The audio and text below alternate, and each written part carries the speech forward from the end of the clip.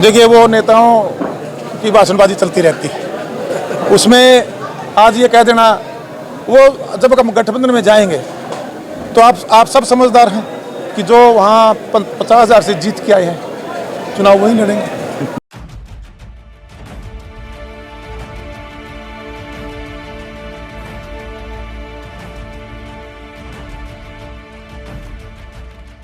देखिए, वो नेताओं की भाषणबाजी चलती रहती है। उसमें आज ये कह देना, वो जब हम गठबंधन में जाएंगे तो आप सब समझदार हैं कि जो वहाँ 50,000 से जीत के आए हैं चुनाव वही लड़ेंगे। एक स्वच्छता अभियान चल रहा है, उसके लिए क्या ठीक था तो अनाज का मेरे साथ था, मजबूत सोच के साथ आया था, राजनीति को सेवा का रूप देकर आया था। लोगों ने इसका व्यवसायीकरण करने का काम, हमने इसको सेवा में बदलने का काम किया। ये राजनीतिक व्यवसाय के लिए नहीं, व्यवसाय कीजिए, व्यापार करने का अधिकार आपको है, लेकिन राजनीति का जो व्यवसायीकरण करने वाले लोग हैं वो समाज के सेवक नहीं हो सकते, समाज के हितकारी नहीं हो सकते, वो अपने हल्के के हितकारी नहीं हो सकते। साथियों, आज जो अचीवमेंट हमारे हल्के के लोगों ने जिस विश्वास के साथ खड़ा किया है, जब उसके बाद हमारी सरकार बनी, मैं विधायक बना, विधायकी लेने में 6 महीने लगने के बाद जब मैंने अपनी विधायकी के साथ अपने हल्के की मांगों को विधानसभा में मैंने अपने हल्के के लिए गर्जना शुरू की, मैं पूरी छाती तान के वहां बोलता था, क्योंकि मेरे अकेला बबली में ही 1.25 लाख लोग बबली के अंदर बोलते थे, बल्कि मेरे को 2.25 लाख लोग बबली के अंदर बोलते थे। तो जो मेरे लोगों की आवाज थी, मेरे लोगों का जो शोषण था, उससे मैंने इसको छुटकारा दिलाने का जो मैंने वादा किया था, उस वादे को निभाने के लिए मैंने पूरी ताकत लगाई। और साथियों, कोविड आया, कोविड का फर्स्ट फेज आया, फिर सेकंड फेज आया, व्यवस्थाएं उस टाइम सब अपने घरों में बंद थे, लेकिन मैं बधाई देना चाहता हूं सभी कार्यकर्ताओं को, हमारे सोशल संगठन के उन सभी साथियों को कि उस दौरान भी हमारे लोग हमारे शहर की सड़कों पे, गलियों में, वार्डों में, गांव की गलियों में सैनिटाइज करने के लिए साथ मिलकर सबको साथ ले जाकर पूरे हल्के को 3 बार सैनिटाइज करने का काम किया। उसी के साथ साथ जहां पर हमारे लोगों ने भंडारे लगाए वहां पर जाकर सेवा देने का काम किया, जिसकी आर्थिक हैसियत थी उसने आर्थिक हैसियत से लोगों की सेवा करने का काम किया। और सौभाग्य कहूंगा उन सभी साथियों का, मैं खुद अपना देवेंद्र सिंह बबली, कि हमने सबसे पहला ऑक्सीजन का प्लांट हमारे टोहाना के सिविल हॉस्पिटल में, पूरे हरियाणा में पहला प्लांट में मंजूर करा के लेकर आया, जब मैंने लगवाने का काम किया। आज तक डेवलपमेंट की बात आपसे साझा करना चाहूंगा।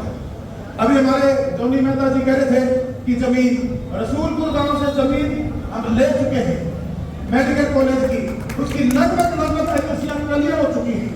दोबारा जिस एजेंसी को टेंडर देना है, मैं हफ्ते में लगभग 5 बार हर प्रोजेक्ट के, जो चाहे हमारे जिला लेवल के अधिकारी हो, चाहे चंडीगढ़ में सीनियर डेवलपमेंट विभाग के मंत्री हो या माननीय मुख्यमंत्री जी हो, हफ्ते में 1 बार अपने हर प्रोजेक्ट के लिए मैं रिवाइज मीटिंग और उसे रिक्वेस्ट करने का काम करता हूँ।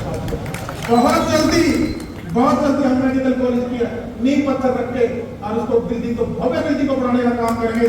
संत रविदास जी के नाम से जो मेडिकल कॉलेज ये हमारे टोहाना की अर्थव्यवस्था पर इतना बड़ा फर्क डालेगा, हर घर में उसका बेनिफिट आएगा, रोजगार आएंगे और इतनी बड़ी सुविधा आएगी कि आने वाले हमारे पूरे हरियाणा के नक्शे में टोहाना 1 नंबर पर जाने का काम करेगा।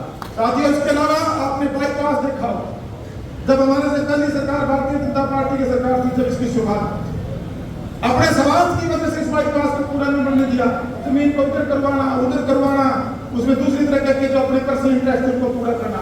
मैंने बनने के बाद मेरे 8 महीने लगे इस बाईपास को मैंने शुरू करवाने का काम, जो जमीन बीच में अटकी हुई थी उनको क्लियर करवाने का काम किया। बस स्टैंड की घोषणा 2013 जब मैं एमएलए बना, लगभग फाइलों कंप्लीट हुई पड़ी थी, लेकिन कुछ सवाल थे लोगों ने टोहाना की डेवलपमेंट करवाने के लिए, रोड हटाने के लिए उन फाइलों के अंदर रोड हटाने का काम किया। मेरी ताकत जो 100% ताकत से काम होनी चाहिए, वहां मेरी ताकत 1000 गुना लगती है साथियों, 1000 गुना। अगर ये लोग जो आज विपक्ष में हैं, अगर कहीं न कहीं मेरा साथ चाहे ना दे, लेकिन अगर वो विरोध ना करें, तो टोहाना की तस्वीर जो काम आज की इससे कई गुना आगे बेहतर कर सकता था। फिर भी हमने जो जगह ली उसकी पेमेंट हो चुकी है, और आने वाले 1 हफ्ते के अंदर 1 हफ्ते से 10 दिन के अंदर हम अपने बस स्टैंड का टेंडर लगाने जा रहे हैं। आपको बधाई देना चाहता हूं। 30 से 40 साल पुरानी मांग थी 100 बेड हॉस्पिटल की। यहाँ पर एक सिंडिकेट बना हुआ था, इस हॉस्पिटल में ना डॉक्टर थे, आपने देखा होगा, मैं 35 डॉक्टरों की एक दिन में ट्रांसफर करा कर लेकर आया ताकि मेरे आम गरीब परिवार के वहाँ इलाज हो सके, सरकार की जो सुविधा है उन तक पहुँच सके। और जो 100 बेड जो हॉस्पिटल है करीबन 140 करोड़ के आसपास का जिसका अमाउंट सैंक्शन हम करवा कर लेकर आए, वो भी कम आने वाले समय में उसका सिर्फ एक एसी जिसको सेंट्रलाइज एसी हम करवाना चाह रहे थे, वो उस फाइल को लेके हमें 15 दिन एक्स्ट्रा रखे। आने वाले 10 से 15 दिन के अंदर हम इस बस स्टैंड का भी हम आने वाले शिलान्यास करके एक भव्य बिल्डिंग हॉस्पिटल के रूप में अपने लोगों को समर्पित करने का काम करेंगे। इसी प्रकार साथियों, बहुत बड़ी मांग तो पिछले 10 साल से सूर्यवाड़ा रोड से लेकर हमारा जो चंडीगढ़ रोड है, इसके हालात मैं खुद वहां से जाता हूं। लगभग महीने में 20 फोन मेरे पास भी आते। ये भाई NHI में मैं 2 बार तो हमारे जो केंद्रीय मंत्री हैं गडकरी से मिलकर आया। इसकी जितनी भी जो क्वायरीज थी वो क्लियर करवाने में मेरे कम से कम 10 चक्कर तो दिल्ली के लगे और चंडीगढ़ में कम से कम इसके लिए मैंने 20 मीटिंगें करनी पड़ी। और आज उसकी लगभग सब फाइलें क्लियर हो गई हैं। सिर्फ एक फॉरेस्ट की NOC के लिए शायद अगली 15 तारीख को दी है और इसका टेंडर हम लगा चुके हैं। जुलाई और अगस्त के मिड में यह काम भी मैं शुरू करके समृद्ध कपड़े पाने को बढ़ने जा रहा है। और यहाँ हमारी ज्यादा चंडीगढ़ रोड से तो बॉर्डर की तरफ जाते हैं और हमारे सीमेंट से आगे बड़ा हिस्सा ज्यादा खराब है। प्राथमिक तौर पर काम यहाँ से हम शुरू कराएंगे ताकि पब्लिक को सुविधा मिल सके। साथियों, इसके साथ साथ एक बड़ी समस्या पानी भराव की थी। जब मैं विधायक बना, मैंने माननीय मुख्यमंत्री जी के सामने ये सारी चर्चाएं मेरे शहर की और मैंने बताया कि सत्ता में तो मेरा शहर रहा, यहाँ पर मंत्री भी रहे, इससे पहले आपके जो प्रधान रहे पार्टी के वो भी रहे। उन्होंने सिर्फ और सिर्फ अपना घर भरने के अलावा या जनता का शोषण करने के अलावा कुछ नहीं। मेरे तो वहां के लोग शोषित, मैं उनके हकों की लड़ाई लड़ने आया। मैंने 400 करोड़ का प्रपोजल बनाकर पूरे शहर का जो बरसाती पानी का भराव माननीय मुख्यमंत्री से, कोविड का समय था, पैसे की स्टेज पे कमी थी, सभी व्यापार ठप हो चुके थे, लेकिन मैं बधाई देना चाहूंगा माननीय मुख्यमंत्री जी को। उन्होंने मुझे कहा पब्लिक इतना पैसा एकदम से एक सिटी में हम नहीं दे सकते। मैंने कहा जी इसको पार्ट में कर दीजिए, हम एक फेज को पहले देख लेते हैं।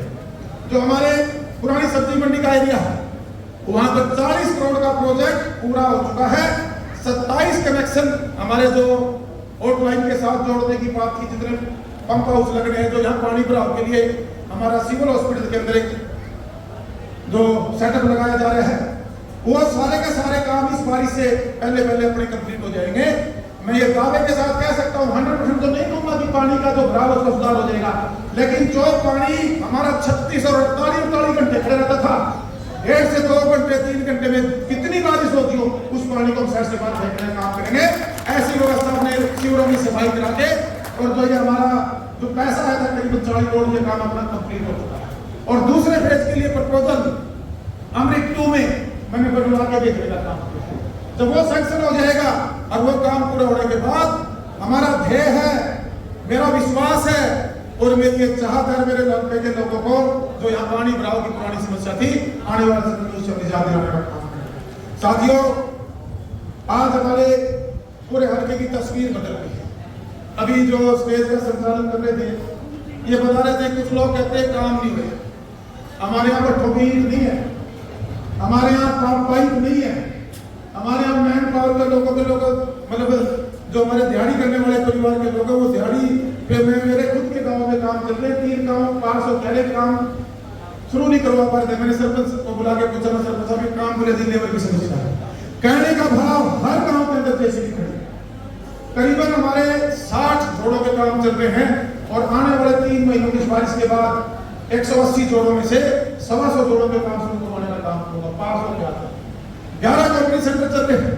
जब मैं मधुबन समारोह के प्रोग्राम के लिए न्योता देने के लिए लोगों को जो गांव के अंदर हमने डिमांड जो गांव के अनुमान के आई थी 158 करोड़ के काम, 3 दिन पहले मैं सिर्फ माननीय मुख्यमंत्री जी टाइम लेकर उनके पास गया। मैंने कहा जी मैं नवंबर में लोगों को न्योता देने गया था, दिसंबर में हमने न्योता दिया, प्रोग्राम की तैयारी करी, 23 जनवरी को आप आए और उससे पहले वो सारे के सारे जो डिमांड हमारे पास पूरी कंस्टिट्यूंसी के हमारे शहर के सभी वार्ड और गांव के सभी काउंसिल आई थी, उनके एस्टीमेट बन के चंडीगढ़ में आपकी ऑफिस फाइल रखी। 3 महीने का समय हो गया, उसमें माननीय मुख्यमंत्री भी बिजी थे, उसमें टाइम नहीं दे पा रहे थे। और पूरे प्रदेश के डेवलपमेंट का जो फंड कैसे डिवाइड करना है, संबंधित विभाग के मंत्रियों को बुला के इसका चर्चा कर रहे थे। सबसे पहले टाइम मैंने लिया। और आपको मैं बधाई देना चाहता हूँ, कल हमने विदेश का एक दौरा था, वो कल कैंसिल हुआ। जब मैं चंडीगढ़ से निकला तो मुझे माननीय मुख्यमंत्री जी का फोन आया, बोले बबली वो दौरा तो कैंसिल है, लेकिन वो तेरी फाइलें मैंने क्लियर कर दी। मैं बधाई देना चाहता हूँ, माननीय मुख्यमंत्री का धन्यवाद करना चाहता हूँ। वो हंसने लगे मेरे को, जब मैं मीटिंग करने गया 2 घंटे मीटिंग चली। कहने लगा यार तू एक काम को कि गाँव की गली के काम को कैसे लेके आता है? भाई मैं गाँव काम के बीच में जाता हूँ और मैं विश्वास दिलाता हूँ आपको मुख्यमंत्री जी, आज तक जो पैसे कहाँ गए, किसकी जेब में गए, किसने खाए, किसने पिए, मेरे सामने आने के बाद मैं एक जिम्मेवारी के पद पे हूँ, जांच मेरी जिम्मेवारी बनती है, कानूनी कार्रवाई जिम्मेवारी बनती है, लेकिन मैं गड़े मुद्दे नहीं उठाता।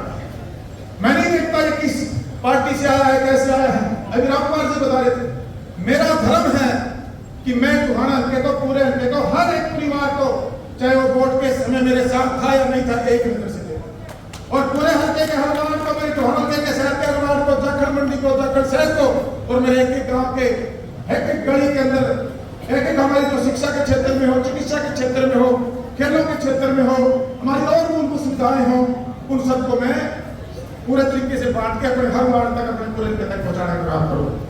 करीबन 158 करोड़ रुपए का जब काम शुरू होंगे और जो काम चले हुए हैं साथियों, मैं गारंटी के